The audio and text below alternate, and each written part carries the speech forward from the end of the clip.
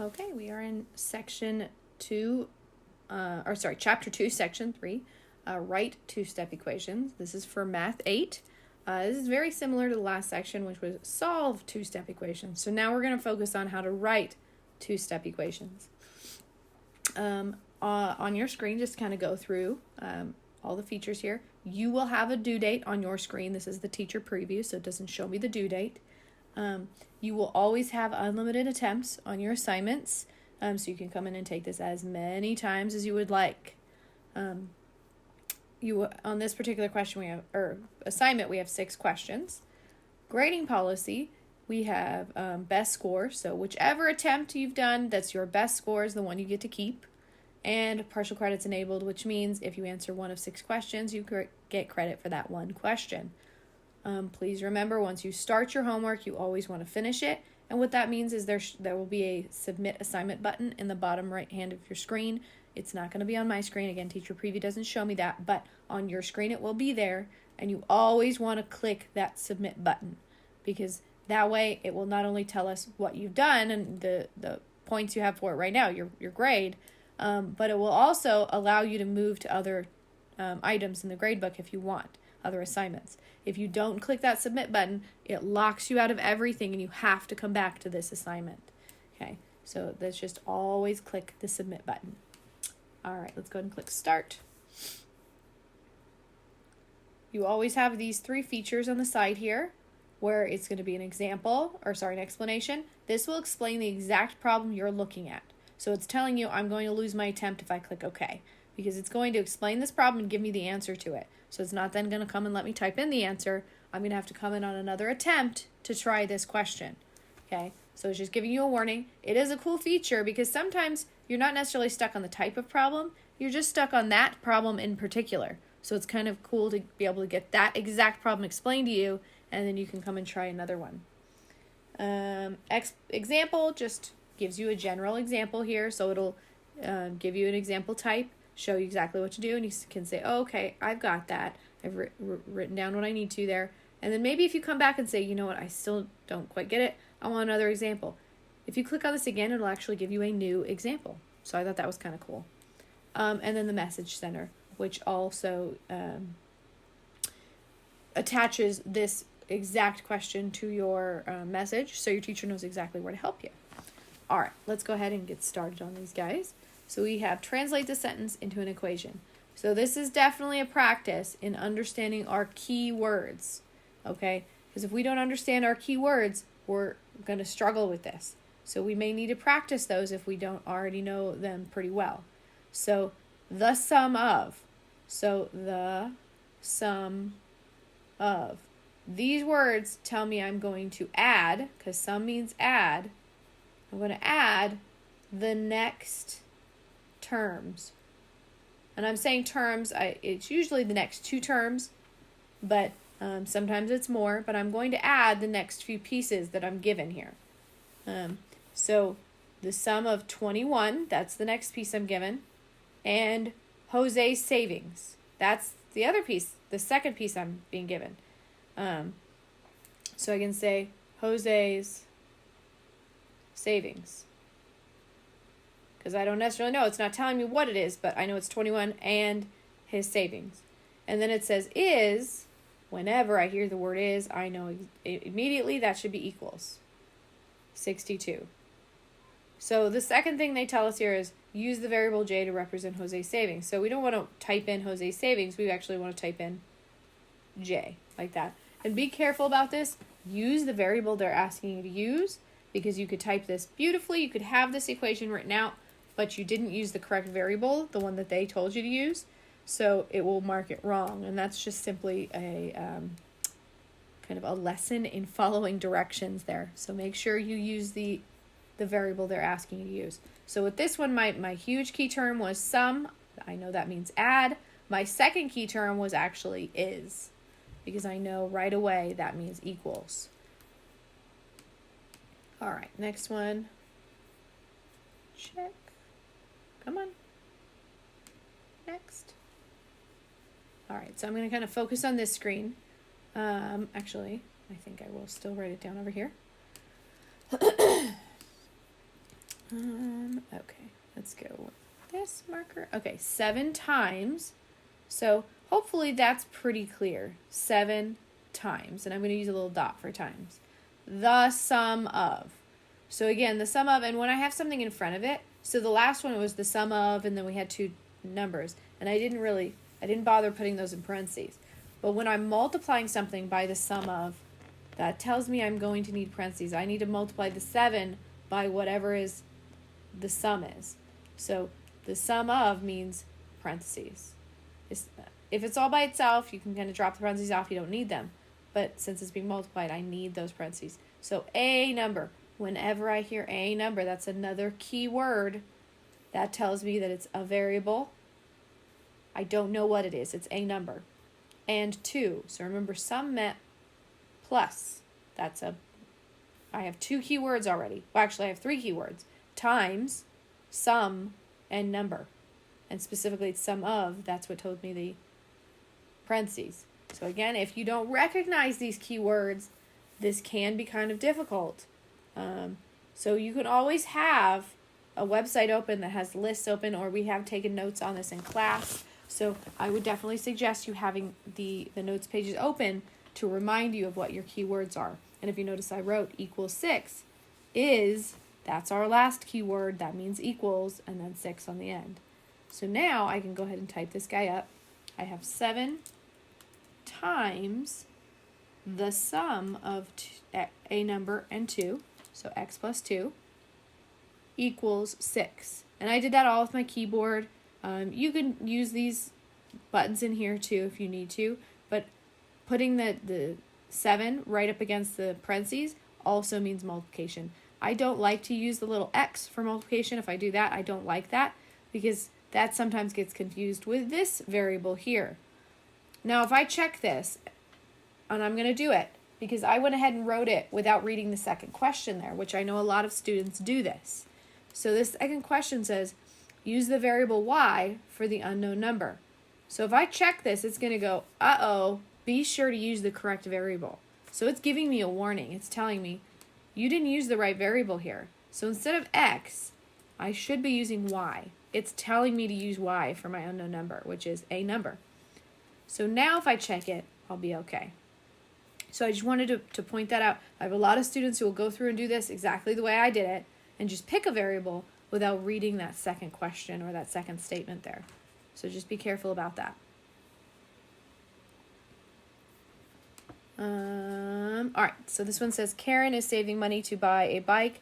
She has $60 and is going to save an additional $5 each week. The bike costs $125. In how many weeks will she have enough money to buy this bike? So we need to figure out which scenario it is. So down here it says write an equation that could be used to answer the question above. First, choose the appropriate form, meaning are we adding something? Are we subtracting something? So it's going to look pretty similar with the exception of addition and subtraction. And then fill in the blanks with the numbers 60, 5, and 125. We're letting W represent the number of weeks. So they already have the W here. So we need to fill it in based on what we know. So let's go back really quick to the question here. It says she's saving money to buy a bike. Okay, that's great. We don't really need to know that, but it gives us some context here. She has $60. Ooh, okay, so I know that she already has 60. I'm not multiplying that. I'm adding that. She has $60. And she's going to save an additional $5 each week. Ooh, there's one of our key words. Keyword each right there. Each week. So that tells me it's $5 each week. Each means multiply. And they told us already to use W for our weeks. So she's going to save $5 each week. So for the first week, she has $5. For the second week, she'd have $10. For the third week, she'd have $15. So I can go through and I can plug in numbers here and figure out. And I could say, she's saving for 100 weeks. 100 times 5, she would have $500 there, plus the 60 she already had. And we want to know if the bike costs $125, how many weeks will that take? So we want to know when this will equal 125. So that's what we want to know there. So now we have our form. In fact, we can just type it in exactly this way. So I can go 5. I don't need to type the W again. 60 and 125. And then they say, okay, so solve that part from part A. So we're going to go through and start solving. So remember when we were using PEMDAS in the last section, you simplify with PEMDAS. You can go backwards on PEMDAS to solve. So backwards means I do addition and subtraction first. So I look what's being added or subtracted to the same side as the variable. Negative 60, or 60 is being added. So I want to take this away. And if I think about this, what I'm doing is I'm taking this 60 kind of out of the equation. So now I want to know how many weeks in particular does she have to save $5 to have enough. Well, she already has 60. So let's ignore the 60. That's basically what we're doing here. So we're going to subtract 60 from this guy. And we're going to have $65 left to save. We already have the 60. I want to know how much more does she need to save. So now I'm multiplying by 5. I'm going to do the opposite here. Any number divided by itself is is 1. W comes down. And so now I'm going to divide by my 5. 6 divided by 5 is 1. And I can show you this off to the side here so I'm not just saying it out loud. So 6 divided by 5 is 1. And I get to 5. I bring down my 5 here, and 6 minus 5 is 1, because we're subtracting there. And I can get all the way to 15 with 5s, right? That would be 3 times with nothing left over. So I know the answer is going to be 13. So it will take her 13 weeks to save that additional $65. 13. Let's go ahead and check. All right, and next. All right, Linda got a prepaid debit card with $30 on it. For her first purchase with the card, she bought some bulk ribbon at a craft store. The price of the ribbon was 19 cents per yard. If after the purchase there was $21.26 left on the card, how many yards of ribbon did Linda buy? Okay, so we definitely have to think through this word problem a little bit. So first, she had a card with $30 on it. Right, and I'm going to write this over here. So her card started with $30, and then she made a purchase. So I know she's just subtracting an amount from it. She's purchasing something. She's not going to have $30 on it anymore. And she bought some bulk ribbon at a craft store. It was 19 cents per yard. And the last question they ask is how many yards did she buy? So if it's per yard, we have 19 cents. Don't forget your cents there. It's not just 19, it's 19 cents per yard. And I'm going to use Y for yard. It's not telling me what to use. That's okay. I can pick whatever I want. I can pick X, A, B, C, Y. Doesn't matter. I would not pick O because it looks a lot like zeros, or L because it looks a lot like ones. So just be careful about the variable you pick so it's not confusing. And now her card has 21.26. So it started with 30.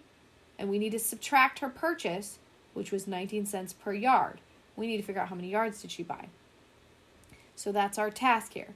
So now we have our equation written. We need to go through and start solving this. So what's being added or subtracted on the same side as the variable? It's not the 19 cents. This is minus 19 cents or negative 19 cents, but it's being multiplied by the Y. That's not being added or subtracted. That's being multiplied by a negative 19 cents. It's the 30 that's being added on the same side as the variable. So we want to do the opposite operation and subtract 30 from both sides like this. 30 minus 30 cancels, which is what we wanted. We bring down our negative 19 hundredths y. And then we need to subtract this. And they do give us a calculator here, so they acknowledge that you may need a calculator. That's perfectly fine. So we can go 21.26 minus 30 equals. So we end up with negative $8.74. And now our last step is what is being multiplied or divided by the y. So we've already talked about this. It's being multiplied by negative 19 hundredths. So we're going to divide by negative 19 hundredths. Boop. 19. All right, anything divided by itself cancels out. It doesn't matter how complicated the number looks. As long as it's identical, they cancel down to 1. any number like that.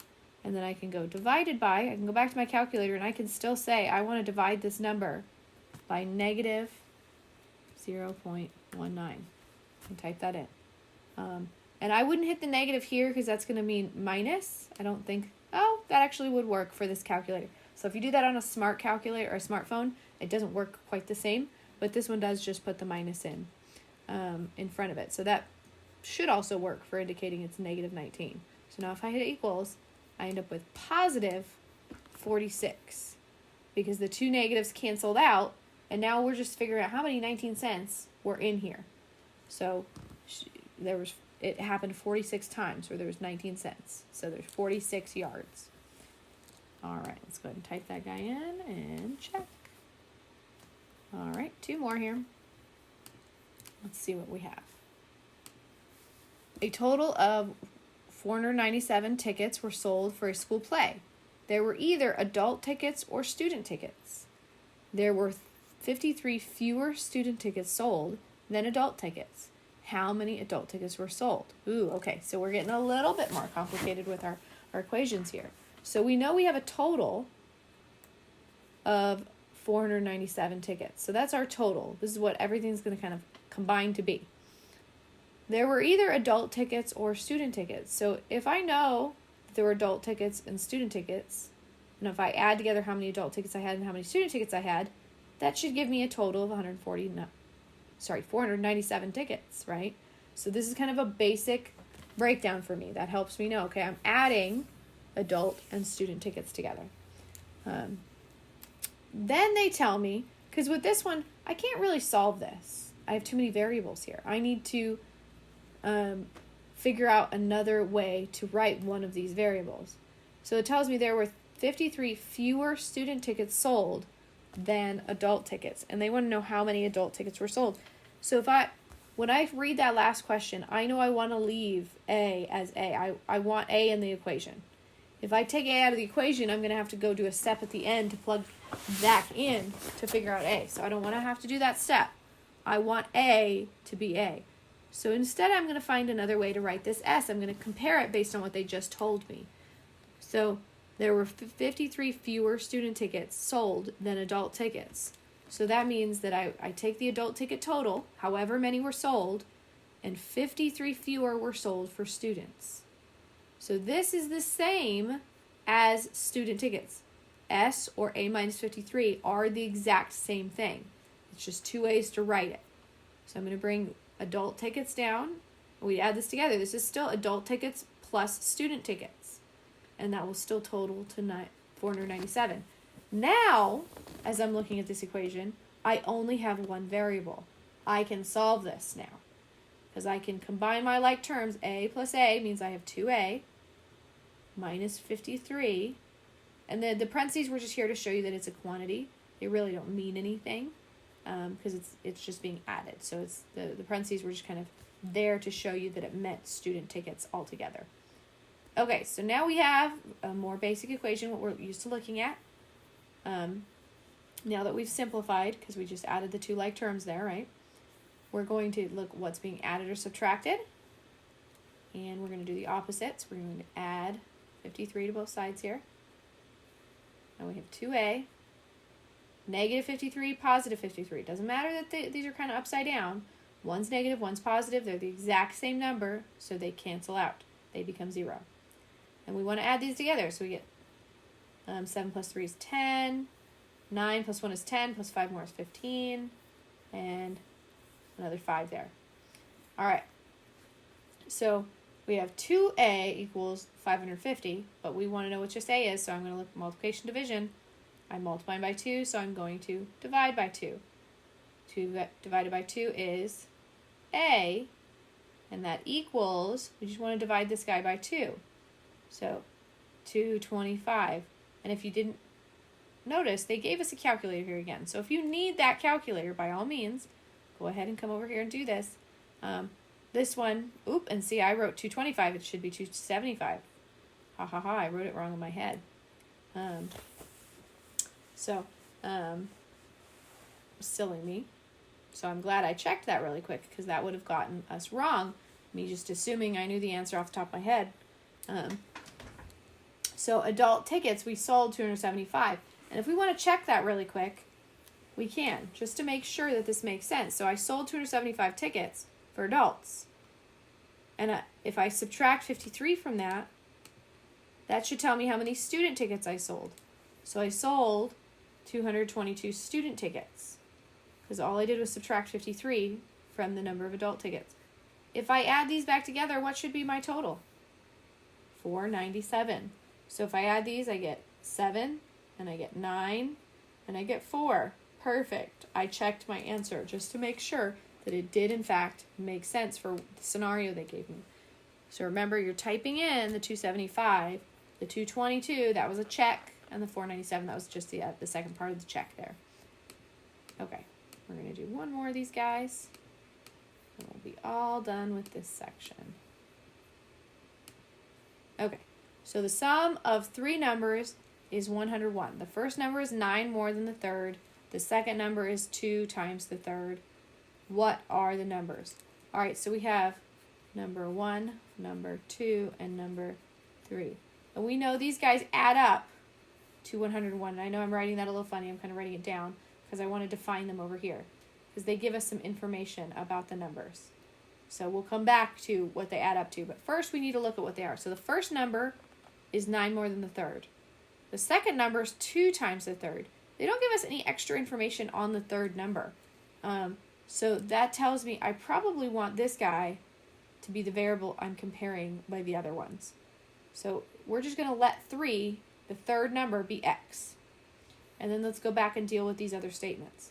The first number is 9 more than the third. So the third number, and it's 9 more than that. So x plus 9, this is my first number. My second number is 2 times the third. So I have 2 times the third. All right, so now I have my 3 numbers, and they still add up to 100. Okay, so let's go ahead and write these out. Here's my first number. I'm going to use parentheses just so you can see this is first, this is the second number, and this is the third number, and they add up. Again, these parentheses don't really mean anything. I'm just indicating this is 1, 2, 3 for my numbers. So first, second, third. All right, so now I'm going to go through and I'm going to combine like terms. 2x, so this is 1x, this is 1x, so I have 1, I have 2, and I have 1. So I have a total of 4x plus 9, because that's my only constant on this side, right? Equals 100. So now I have an equation that kind of looks a lot like what they've looked like in the other sections here. So I'm going to subtract, or I'm going to look for what's being added or subtracted on the same side as a variable, and it's 9 is being added. So I'm going to subtract 9 from both sides, and we have 4x, 9 minus 9 cancels, and we end up with 91 here. So now multiplication or division, I'm multiplying by 4, so I'm going to divide by 4. That's my opposite, like that. Boop. X equals, so let's see. Are we going to end up with a... Why is it not typing in? 91 divided by 4. 22.75. I wonder if they'll be okay with that. We're going to try it. I don't think my math is funky, but let's see. Oop, it is funky. What did I do? I put 100. Why did I write 100? It should have been 101 here. Silly me. So that's going to change this to 92. And let's see, does that change our answer here? 101, nope, 92 divided by 4. That does. So that gives us an even number. So that makes a little bit more sense to me. I don't think they were going to throw decimals at us quite yet. So now we know x is 23. That's our third number. So we can go in and plug in this for each one. So remember, this is going to be 23 now. So 23 plus 9 gives us 32. And then we can plug in 23 here as well. So 23 times 2 is 46. So now I have my 3 numbers. So this one's definitely a little bit more complicated as far as understanding how to write the equation. So we're always looking at how do I write these in a way that uses a single variable, because that's how we solve it. If we have more than one variable, we can't solve because we can't make them equal that variable. Okay, so let's go ahead and check this. And another thing I could have done really quick is if I added all these back together, we should get 101. If we don't get 101 when we add them back together, oops, something went wrong. We need to go back and fix that. Alrighty, well that was section 3. I will see you in section 4.